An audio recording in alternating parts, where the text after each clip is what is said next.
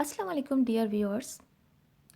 You are watching the Tutors channel, and in today's podcast, we will discuss the journey of a government teacher. आज के podcast के अंदर जो हम journey complete कर रहे हैं ऑफ अ गवर्नमेंट टीचर, उसके अंदर आज हम बात करेंगे जॉब एप्लीकेशन। प्रीवियस पॉडकास्ट के अंदर हमने बात की थी कि job advertisement plus the job application किस तरीके से आप अप्लाई करते हैं। मीन्स कि जब अखबार में एडवर्टाइज़ आ जाता है तो उसके बाद आप उस ऐड को किस तरीके से अप्लाई करते हैं फॉर द जॉब। आज की पॉडकास्ट के अंदर हम फ्यू रिलेटेड चीज़ों को डिस्कस करेंगे जो कि प्रीवियस वाले पॉडकास्ट के अंदर रह गई थी क्योंकि वीडियो बहुत प्रोलॉन्ग हो गई थी। तो let's move towards the today's podcast job application. Job application जब एडवर्टाइजमेंट आ जाता है तो हमने ये बात पहले भी डिस्कस की थी कि अब सारा प्रोसेस जो है वो आपका ऑनलाइन हो गया है। तो सिंध गवर्नमेंट जो है बेसिकली एक एडवर्टाइज़ देती है अखबार के अंदर कि उनको इन टीचर्स की ज़रूरत है। इन टीचर्स में आपकी जूनियर टीचर्स आ जाते हैं, अर्ली चाइल्डहुड आ जाते हैं और दी हायर स्कूल टीचर्स आ जाते हैं। आजकल जो है वो सब्जेक्ट स्पेशलिस्ट भी टीचर्स अपॉइंट हो रहे हैं, ड्राइंग टीचर्स भी अपॉइंट हो रहे हैं। तो वो स्पेसिफाइड कर देते हैं कि उनको इस फील्ड के अंदर जो है वो टीचर्स रिक्वायर्ड हैं। इवन फिज़िकल टीचर्स जो आपकी पीटी टीचर्स होते हैं वो भी जो है स्कूल्स के अंदर अब, और प्लस म्यूज़िक टीचर्स भी जो है वो भी जो है ना क्या कहते हैं अपॉइंट्स हो रहे हैं। तो इस तरीके से पूरा जो है वो जॉब एडवर्टाइजमेंट आ जाता है। उसके बाद आपने जॉब अप्लाई करनी होती है। अप्लाई करने का पूरा प्रोसीजर मेरे प्रीवियस वाले पॉडकास्ट के अंदर मेंशन है। अगर आपने नहीं विज़िट किया तो पॉडकास्ट 2 आप विज़िट कर लीजिएगा under the title job advertisement. आप जो है वो ऑनलाइन फॉर्म सबमिट करेंगे। कहाँ सबमिट करेंगे?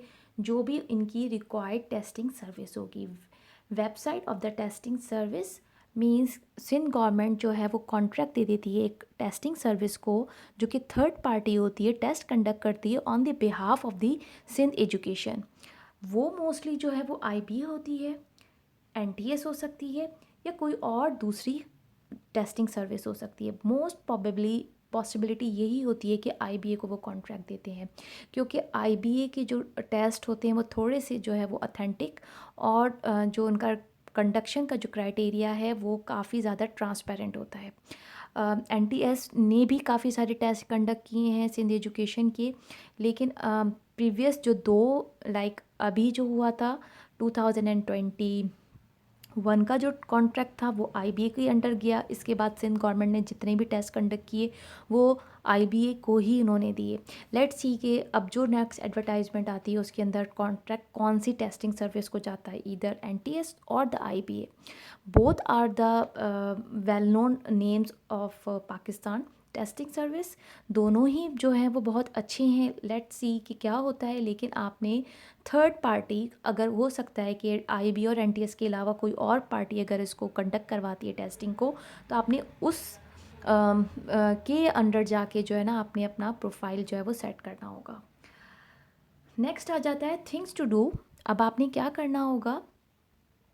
Sign up the account on the testing service site. आप को पता चल जाएगा, जॉब एडवर्टाइजमेंट में आ जाएगा कि ये जो है वो इदारा जो है वो टेस्ट कंडक्ट कर रहा है। आपने उसकी साइट पे जाके और आपने साइन अप अकाउंट बनाना होगा। अगर आपका प्रीवियसली बना हुआ है, लाइक आईबीए के अकाउंट जो है वो मोस्टली जो है वो डिफरेंट जॉब्स के अंडर आ रहे होते हैं, not only the Sindh education, different government की जॉब्स जो है वो आईबीए कंडक्ट कर रहा होता है। तो अगर आपका प्रीवियसली बना हुआ है तो फिर आप उसी अकाउंट से अप्लाई कर सकते हैं। आपको ज़रूरत नहीं होगी कि आप न्यू अकाउंट क्रिएट करो। ठीक है जी। सेकंड आ जाता है फिल द रिक्वायर्ड डेटा। जो भी उसके अंदर आपसे फील्ड्स पूछी गई हैं आपने उसको फिल करना है और करेक्टली फिल करना है। Correctly mention the. अब कौन कौन सी चीज़ें आपने वैसे तो आपने सारा ही डेटा बिल्कुल ठीक लिखना है, लेकिन कौन सी चीज़ों में आपने मिस्टेक नहीं करनी। फर्स्ट आ जाता है डेट ऑफ बर्थ। आप सबको पता होना चाहिए ये बात कि जो गवर्नमेंट डिपार्टमेंट है उसके अंदर डेट ऑफ बर्थ बहुत मतलब बहुत ज़्यादा इम्पॉर्टेंट होती है। और इसकी जो है ना मींस कि अगर इसकी मिस्टेक चली जाती है तो वो करेक्शन करवाना जो है वो फिर बहुत ही मुश्किल बल्कि इम्पॉसिबल चीज़ हो जाती है कि फिर आप बाद में वो करेक्शन नहीं करवा सकते। मीन्स अगर आप ओवर एज जा रहे हैं तो भी नहीं हो सकती, और अगर आप ने अपने आप को ज़्यादा छोटा शो कर दिया है जो कि डॉक्यूमेंट्स में कुछ और मेंशन है तो भी जो है वो वेग हो जाएगी आपकी जो है। अगर आपको जॉब मिल भी जाती है तो भी आपको बहुत सारे इस डेट ऑफ बर्थ से रिलेटेड जो है ना फिर इश्यूज़ को फेस करना पड़ जाएगा। नेक्स्ट आ जाता है C N I C number as such incorrect होता नहीं है, लेकिन इन केस अगर एक दो डिजिट की आगे पीछे कोई चेंजेस आ जाएं तो फिर इशू हो सकता है, क्योंकि ये सारा डेटाबेस जो होता है वो इनका ऑनलाइन होता है, तो जैसे ही आप मेंशन करते हैं तो वहाँ से फिर नादरा से ये अपडेट हो जाता है। लेकिन फिर भी आपने इसको केयरफुल होके जो है वो एनआईसी को भी एंटर करना है। थर्ड आ जाता है आपका डोमिसाइल। डोमिसाइल के इश्यूज़ बहुत आ जाते हैं, लाइक अर्बन और रूरल के अंदर कन्फ्यूजन रहती है कि अर्बन क्या है रूरल क्या है। तो भाई जो शहरों में रह रहे हैं वो अर्बन है, और जो मतलब गाँव साइड पे रह रहे हैं वो जो है वो रूरल आ जाता है। यानी कि हैदराबाद जो है वो अर्बन में भी आएगा और हैदराबाद जो है वो रूरल में भी आएगा। तो जो शहर हैदराबाद के जो जो शहर के एरियाज़ हैं, लतीफ़ाबाद हो गया आपका, कासमाबाद हो गया, इसके अलावा जो है सिटी के एरियाज़ हो गए तो वो आ जाएंगे आपके अर्बन साइड पे। और जो रूरल साइड पे आपके जो टंडो टंडो अहमद ख़ान, इस तरह के जो डिफरेंट डिफरेंट जो हैदराबाद की लाइन से थोड़े से बाहर जाएंगे वो आपके रूरल आ जाएंगे। इसके अलावा आपने अपने डोमिसाइल को जो है वो करेक्टली मेंशन करना है, क्योंकि सब कुछ जो है वो आपका डोमिसाइल की बेस के ऊपर हो रहा होता है। अच्छा, उसके बाद आ जाता है यूसी सर्टिफ़िकेट। यूसी सर्टिफ़िकेट बनाते हुए भी बहुत आपको ध्यान देना है कि आप जो है वो स्पेसिफाइड जो भी आपका एरिया लग रहा है आप उसी की यूसी का सर्टिफ़िकेट बनवाएं, और इसके अंदर जो है आपका एड्रेस जो है वो वेरीफाई होता है। तो इन चीज़ों का आपने बहुत ख्याल रखना है। कौन कौन सी चीज़ें आ जाएंगी, डेट ऑफ बर्थ आ जाएगी, CNIC आ जाएगा, डोमिसाइल आ जाएगा, यूसी सर्टिफ़िकेट। इसमें एक चीज़ मैंने मेंशन नहीं की है, वो भी आप नोट डाउन कर लें, that is the mobile number. आपने अपना वही मोबाइल नंबर मेंशन करना है जो कि आप हमेशा ऑन रखते हैं, और जो कि आपको पता है कि चेंज नहीं होना। अगर आप चेंज करने के हैबिचुअल हैं तो ट्राई करें कि घर में किसी अपने फादर को या अपने हस्बैंड को किसी एक का ऐसा आप कांटेक्ट नंबर मेंशन कर दें जो कि ऑन रहता हो, ताकि आपको अपडेट्स मिलती रहें और वो आप चेंज ना करें। लाइक मेरा जो नंबर है वो पर्सनली मेरे कॉलेज के टाइम का है और वो अभी तक यूज़ हो रहा है, और मैंने अपना ही नंबर एप्लीकेशन के अंदर लिखा था और वो मैं उसी को ही यूज़ करूँगी। ठीक है, यहाँ पे यूसी सर्टिफिकेट के बाद अब हम मूव करते हैं टूवर्ड्स द नेक्स्ट। रिमेंबर, किन चीज़ों का आपने ख्याल रखना है। Upload the recent photo in your online form. Online application के अंदर जहाँ आपने इन सारी बातों का ख्याल रखना है, अपने CNIC का, डोमिसाइल का, और जो है यूसी सर्टिफिकेट का, डेट ऑफ बर्थ का, अपने मोबाइल नंबर का, वहाँ आपने अपनी पिक्चर जो है वो अप्रोप्रिएट और रीसेंट देनी है। मीन्स सेल्फ़ी लुक नहीं होना चाहिए, जो एक अप्रोप्रिएट आपकी पासपोर्ट के जो फेस जिसमें आपका पूरा प्रॉपर फेस आपका विजिबल हो, आपने वो वाली अपनी फ़ोटो अपलोड करनी है। और ये फ़ोटो आपकी सॉफ्ट में ही अपलोड होगी। सम टाइम ये लिमिटेशंस होती हैं कि बैकग्राउंड जो है वो ब्लू ब्लैक बैकग्राउंड हो या वाइट बैकग्राउंड हो, और तो आपने उस हिसाब से जो है वो सेट करनी है। और सम टाइम्स पिक्चर अपलोड करते वक्त जो इश्यूज़ आ रहे होते हैं वो पिक्सल्स के आ रहे होते हैं कि ये जो पिक्चर है वो अपलोड नहीं हो रही क्योंकि इसके पिक्सल्स जो हैं वो ज़्यादा हैं। क्यों? क्योंकि आप अपने मोबाइल से कैप्चर कर रहे होते हैं। तो इसकी एक छोटी सी मैं यहाँ पे टिप दे दूँ कि आपने क्या करना है कि गूगल में जाना है। गूगल में जाके जो इमेज पिक्सल सेटिंग है ना, उसमें से जाके आपने अपनी पिक्चर को क्रॉप डाउन कर लेना है। जब आप क्रॉप कर लेंगे तो आपकी जो इमेज है, जो आपकी फ़ोटो है वो उस एप्रोप्रिएट साइज़ की हो जाएगी जो कि आपकी ऑनलाइन फॉर्म के अंदर मांगी गई है। ठीक है, वरना ये अपलोड होने में इशू होता है। नेक्स्ट आ जाता है must submit all your degree. अच्छा, एक चीज़ में पिक्चर से रिलेटेड, सॉरी मैं आपको कहना चाहूँगी कि पिक्चर भी आप सेल फ़ोन की तरह सेम ही रखिएगा। Don't try to change the picture कि आप बाद में कोई और पिक्चर यूज़ करें। जो आपकी उस वक्त फॉर्म में चली गई ना पिक्चर, उसको आप चीज़ों को अपलोड करते हुए थोड़ा सा खुद से एनालाइज कर लें कि जो आप पिक्चर अपलोड कर रहे हैं या जो आप मोबाइल नंबर अपलोड कर रहे हैं या जो चीज़ें भी आप डेटा दे रहे हैं वो आपने बाद में चेंज नहीं करना। वो देखें, इंशाल्लाह आपको जॉब मिलेगी। मेरी पूरी दुआ है आप लोगों के लिए कि अगर आप इतना शुरू से अपनी चीज़ों को शेड्यूल करके चलेंगे और प्रॉपरली अगर आप अभी से मेंटेन कर लेंगे तो फिर मैं ये समझती हूँ कि आपको मिलेगी मिलेगी जॉब। तो उसके लिए ये कि आप ख़ुद सोचें कि आपने ऑनलाइन में कोई और पिक्चर दी, जब आपको जॉब मिल गई फिर कोई और पिक्चर दी, तो अगर आप पिक्चर्स को चेंज करेंगे तो फिर बहुत सारी चीज़ें जो है ना वो गवर्नमेंट साइड पे बड़ी डिस्टर्ब करती हैं। सम टाइम आपकी चीज़ें फिर ट्रेजरी में जाके या कहीं और जाके जो है सैलरीज़ रुक जाती हैं या बहुत सारे और इश्यूज़ हो जाते हैं। तो फिर उन चीज़ों के लिए फॉर द सेफ साइड अपनी जो प्रोफाइल है ना उसको सिंपल, प्रिसाइज, कंसाइज रख के चलें, ताकि जो भी आपकी चीज़ों को जो भी चेक करे तो वो उसको फिर दिक्कत ना हो और चीज़ें जो हैं वो क्लियर पिक्चर के साथ हों। सेम यहाँ पे अपने एड्रेस का भी ख्याल रखिएगा। एड्रेस हमेशा वो मेंशन कीजिएगा जो कि आप बाद में चेंज ना करें। यहाँ पे आ जाता है must submit all your degrees and the certificate. देखें, जितनी आपकी डिग्रीज़ हैं जो अप्रोप्रिएट हैं टीचिंग से रिलेटेड, और इसके अलावा भी अगर आपने कुछ किया हुआ है, जैसे बहुत सारे लोग डबल मास्टर्स करते हैं तो आप डबल मास्टर्स शो कर सकते हैं। अगर आपने एमफिल किया हुआ है आप एमफिल शो कर सकते हैं। लाइक इस साल जो टीचिंग की जो कैंडिडेट्स थे उन्होंने इंजीनियरिंग की हुई थी, आपकी क्या कहते हैं एमई की हुई थी, फार्मा की हुई थी, और जो है ना क्या कहते हैं एमबीए था, और बहुत सारी मतलब डिफरेंट जो कहना चाहिए साइट से मिक्स जो हैं वो फील्ड से लोग आए थे, तो उन्होंने अपनी पूरी ही जो है ना डॉक्यूमेंटेशन फिल की थी।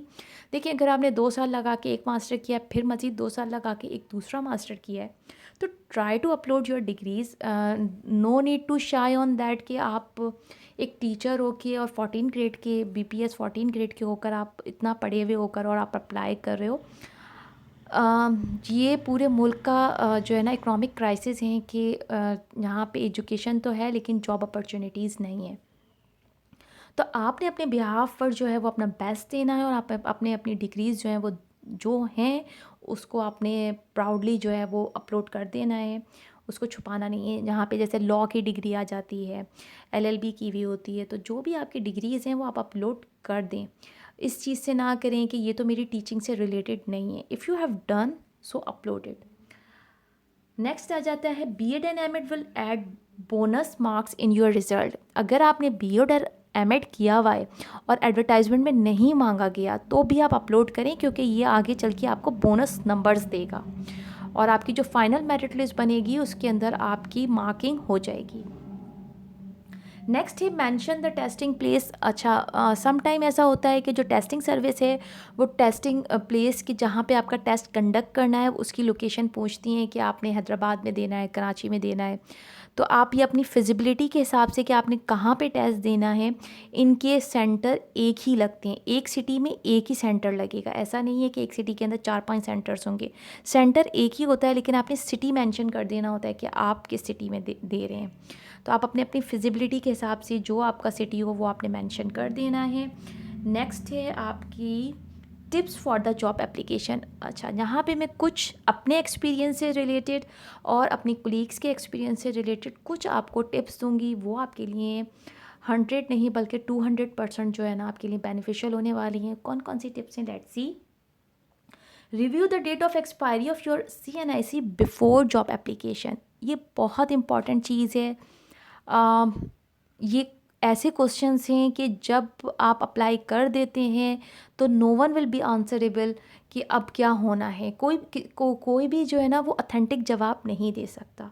आपके बहुत सारी क्यूरीज़ की बहुत सारी, लाइक मैं बहुत सारे टाइम पर स्टेट ऑफ अनसर्टिनिटी में थी कि अब क्या होगा, और मैं किसी पे रिलाई करके भी नहीं पूछ सकती थी क्योंकि नो वन इज़ ऑथेंटिकेट कि मुझे जो आंसर दे रहा है वो 100% फुलफ़िल होगा। ठीक है, तो आप लोगों ने क्या करना है कि जब आप जॉब एडवर्टाइज़ देखें, पहली चीज़ जो मैंने आपको अपने पॉडकास्ट 1 में बताई थी वो ये बताई थी कि जब जॉब अखबार में पब्लिश होने वाली होती है उससे पहले ही पता चल जाता है, 2 महीने, 3 महीने, 6 महीने पहले पता चल जाती है बात। क्यों? क्योंकि बिल के अंदर, असेंबली के अंदर ये जो है ना वो वेरीफाई हो जाता है कि हमने सिंध एजुकेशन ने इतनी टीचर्स को भर्ती करना है। तो आपको कहीं ना कहीं से खबर मिल जाएगी। जब आपको मिल जाएगी तो आपको पता है कि इस साल हमें टीचिंग की जॉब आनी है और आपने अप्लाई करना है। तो आप अपनी CNIC को रिव्यू कर लें कि आने वाले साल में CNIC एक्सपायर तो नहीं होना। अगर आने वाले साल में CNIC एक्सपायर होना है या आपने जॉब अप्लाई कर दी और 6 महीने बाद, 3 महीने बाद, 2 महीने बाद CNIC एक्सपायर होना है तो आप फिर चेंज करेंगे तो इश्यू हो जाएगा। बेटर ये होता है कि आप अपने CNIC को एक्सपायरी डेट से 3 महीने, 4 महीने पहले आप दोबारा रिन्यू करवा सकते हैं। ऐसा नहीं है कि आपका CNIC की जो लास्ट डेट होगी तो ही आप एक्सपायरी के बाद जाएंगे। आप एक्सपायरी से पहले भी अपना CNIC रिन्यू करवा सकते हैं। तो पहली चीज़ ये कि जब आप अप्लाई करने लगें तो आप ये चेक कर लें कि आपके CNIC की वैलिडिटी 1 साल तक की है, क्योंकि सिंध एजुकेशन जो है आपका, उसके अंदर चीज़ें थोड़ी स्लो प्रोसेस में होती हैं। एक तो डेट, आपके जो जितने भी फॉर्म्स होते हैं वो हज़ारों नहीं लाखों की तादाद में होते हैं।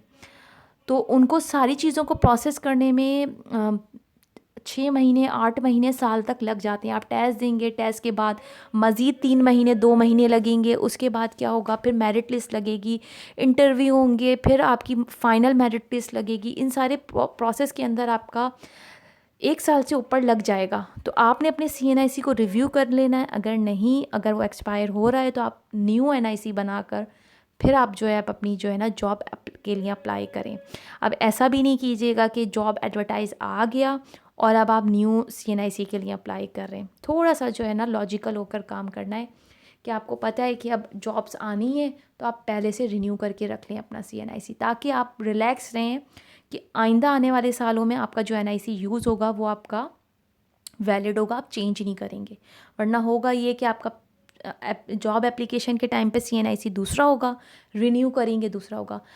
देखिए, आप तो फेयरली काम कर रहे हैं, लेकिन जो कहना चाहिए कि जो करप्शन हो रही होती है ना, जो करप्शन के केसेस होते हैं उनमें जो करप्शन करने वाला है वो इतना ज़्यादा नहीं प्रॉब्लम में आता जितना कि वो लोग प्रॉब्लम में आ जाते हैं जिन्होंने कुछ किया ही नहीं होता।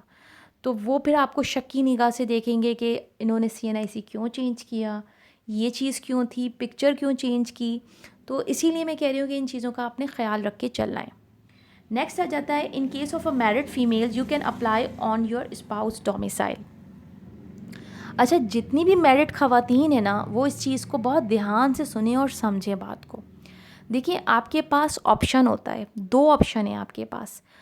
अगर आपकी शादी आउट ऑफ सिटी हुई है, आपकी शादी आउट ऑफ सिटी हुई है तो जाहिर सी बात है फिर आप अपनी आपने शादी से पहले जो अपना अपना जो अपने फादर के नाम पे जो डोमिसाइल बनवाया था, मतलब जो आपने मैट्रिक में बनवाया था, वो आप फिर यूज़ करेंगी तो आपके लिए अनवैलिड होगा। क्यों? क्योंकि वो आपको जॉब आपकी मदर की प्लेस पे देंगे, जहाँ पर आपके पेरेंट का घर था। तो आप वहाँ पे तो नहीं रहेंगी ना, आपने तो वहाँ पे रहना है जहाँ पर आपके हस्बैंड रहते हैं। तो आपने क्या करना है, अगर आपके साथ ऐसा केस है कि आप शहर से बाहर शादी होके गई हैं, दूसरे सिटी गई हैं, तो आपने फिर अपने स्पाउस का डोमिसाइल को यूज़ करना है, ना कि आपने अपना डोमिसाइल यूज़ करना है। होगा ये कि अगर आप अपने डोमिसाइल पर अप्लाई करेंगी तो आपको वहीं पे जॉब मिलेगी जहाँ पे आपकी मदर का घर होगा। और ये केसेस बहुत सारे निकले कि बाद में उन मैरिड ख़वातीन ने कहा कि हम तो शादी हुई है और हमें जो है हमारे हस्बैंड जहाँ रह रहे हैं हमें वहाँ पे पोस्टिंग दी जाए। पास कर चुकी थी, बहुत अच्छे नंबर लिए थे, लेकिन उन्होंने इस चीज़ को निल एंड वॉइड कर दिया कि अब वो चीज़ नहीं है। काफ़ी सारे केसेस में पेंडिंग केसेस भी हुए और कुछ को अप्रूवल भी मिला, लेकिन ये कि फॉर द सेफ साइड आप इस चीज़ को शुरू से जो है वो समझ के चलें। ठीक है जी। और अगर सेकंड चीज़, और अगर आप लोगों का एक ही शहर है तो आप फिर चॉइस है आपकी, आप अपना यूज़ कर सकती हैं, अपने हस्बैंड का यूज़ कर सकती हैं। और अगर तालका चेंज है तो आप देख लें कि यूसी में सीट्स किसकी ज़्यादा हैं, किस तालका में सीट सबसे ज़्यादा हैं। तो फिर आप मतलब ऐसा होता है कि फॉर सपोज़ मैं आपको एक छोटी सी एग्जांपल दे के समझा दूँ कि आप रह रही हैं लतीफ़ाबाद में और आपके हस्बैंड रह रहे हैं कासमाबाद में। आप लतीफ़ाबाद की हैं, आपके हस्बैंड कासमाबाद के हैं। अब आपके पास, क्योंकि आप मैरिड हैं, तो आपके पास चॉइस है, या तो आप अपने हस्बैंड की बेस पे कासमाबाद का डोमिसाइल शो कर दें अपने हस्बैंड का। आपके पास चॉइस है कि आप अपना डोमिसाइल यूज़ करके लतीफ़ाबाद यूज़ कर लें, क्योंकि लतीफ़ाबाद से कासमाबाद अगर आप डेली आउटबैक भी करती हैं तो 15 से 20 मिनट की आपको जो है वो कन्वेंस लगेगी, ड्राइव लगेगी, और आप जो है वो कर सकती हैं। तो इस वाली सिचुएशन में आपने बहुत विजिलेंट होकर गौर करना है। आप प्रीवियस डेटा उठा के चेक कर सकती हैं कि प्रीवियसली जो है वो कासमाबाद की लास्ट मेरिट लिस्ट क्या गई थी, लतीफ़ाबाद की क्या गई थी, सीट्स लतीफ़ाबाद की ज़्यादा हैं या इधर कासमाबाद की ज़्यादा हैं।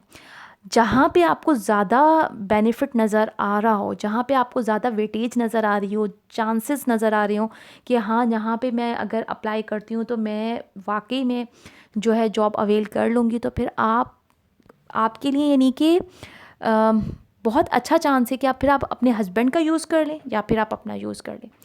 इसमें आपके पास चॉइस होगी, लेकिन ये चीज़ आपने शुरू में ही अप्लाई कर देनी है, बाद में इसको फिर चेंज नहीं कीजिएगा। अच्छा, ये आपको कैसे पता चलेगा कि सीट्स कहाँ पे ज़्यादा हैं किसकी? तो मैंने आपको लास्ट टाइम भी बताया था, सिंध एजुकेशन लिटरेसी डिपार्टमेंट की एक साइट है SELD के नाम से। वहाँ पे जाके आपने जो वहाँ से आपने अपनी एडवर्टाइजमेंट के साथ एक पॉलिसी बनती है उस जॉब की, वहीं पर ही इनकी सीट्स भी मेंशन होती हैं। PDF की फ़ाइल होगी, वहाँ से आप देख लेंगी, और जब ये जॉब एडवर्टाइजमेंट आती हैं तो काफ़ी सारी चीज़ें सर्कुलेट भी कर रही होती हैं, तो आपको वहाँ से भी डेटा मिल जाएगा। और इंशाल्लाह अगर पॉसिबल हुआ तो फिर मैं भी आप लोगों को जो है वो सीट्स मेंशन कर दूँगी, तो इस चीज़ का बहुत ध्यान से ख्याल रखिएगा। उसके बाद आ जाते हैं minors can apply on their respective quotas. अच्छा, माइनर्स जो होते हैं वो नॉन मुस्लिम्स आ जाते हैं आपके। तो जितने भी नॉन मुस्लिम हमारे भाई बहन हैं, तो वो माइनॉरिटी कोटा पे अप्लाई करेंगे, वो फिर ओपन मेरिट पर अप्लाई नहीं करेंगे। मेरिट हम लोगों की बनेगी, उन लोगों का माइनॉरिटी पर उन लोगों की मेरिट लिस्ट अलग बनेगी, मींस उनका कोटा अलग होगा हमारी मेरिट अलग होगी। लाइकवाइज जो डिसेबल होंगे, जो हैंडीकैप्स होंगे, वो अप्लाई करेंगे अपने फ़िक्स कोटा के ऊपर। डिसेबिलिटी का जो कोटा होता है उसकी सीट्स अलग होती हैं।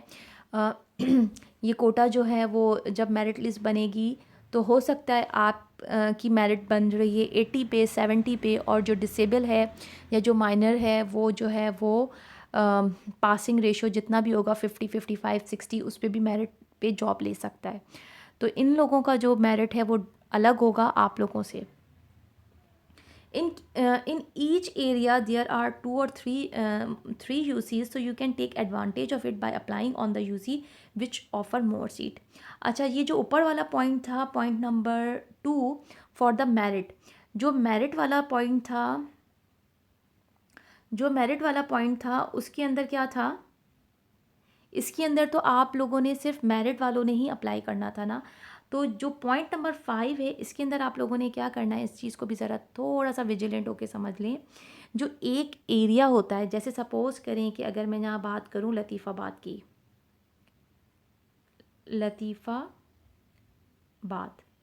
अच्छा जी, लतीफ़ाबाद नंबर 7 की अगर मैं बात करूं, तो लतीफ़ाबाद 7 के अंदर 3 यूसीज़ लग रही हैं। ठीक है, लतीफ़ाबाद 7 के अंदर 3 यूसीज़ लग रही हैं, लेकिन उन 3 यूसीज़ में एक यूसी ऐसी है जिसकी सीट्स बहुत ज़्यादा हैं, जिसमें जो वैकेंट पोस्टिंग की जो सीट्स हैं, जो जॉब की जो सीट्स हैं वो ज़्यादा हैं। तो आपने क्या करना है, आपने थोड़े से विजिलेंट होके उस यूसी को यूज़ करना है। आपने सिर्फ उस यूसी को यूज़ करना है जिसमें सीट्स ज़्यादा होंगी। आई रिपीटेड अगेन कि जैसे लतीफ़ाबाद नंबर 7 के अंदर 3 यूसीज़ हैं, 1, 2, 3। सपोज़ करें एक यूसी के अंदर 2 सीट्स हैं, एक के अंदर 0, कोई भी सीट नहीं है, और एक यूसी है उसके अंदर 8 सीट्स हैं। तो देखिए, आप रह तो लतीफ़ाबाद नंबर 7 में ही रह रहे हैं ना, तो आप जो वो यूसी जिसके अंदर 8 सीट्स होंगी आपने उसमें अप्लाई करना है। आपका ये जो चांसेस हैं वो थोड़े बढ़ जाएंगे। और थोड़ा सा आपने जो है वो जो आपके यूनियन के जो मेंबर होते हैं, जहाँ पे आप यूनियन के जो ऑफिस होता है वहाँ पे आपने उनको कह देना है कि आप जो है वो मुझे प्रिविलेज दे दें, इस यूसी का बना दें, क्योंकि वो होगा तो लतीफ़ाबाद नंबर 7 का ही ना सर्टिफिकेट। लेकिन आपने यूसी को चेंज करना, और यूसी में इतना डिफरेंस नहीं होता, थोड़े थोड़े एरिया के बाद यूसीज चेंज हो रही होती हैं, तो आपने उस यूसी को यूज़ करना है ताकि आपके चांसेस बढ़ जाएं। ये हो गई एक छोटी सी बात। उसके बाद जो है हम मूव करते हैं टुवर्ड्स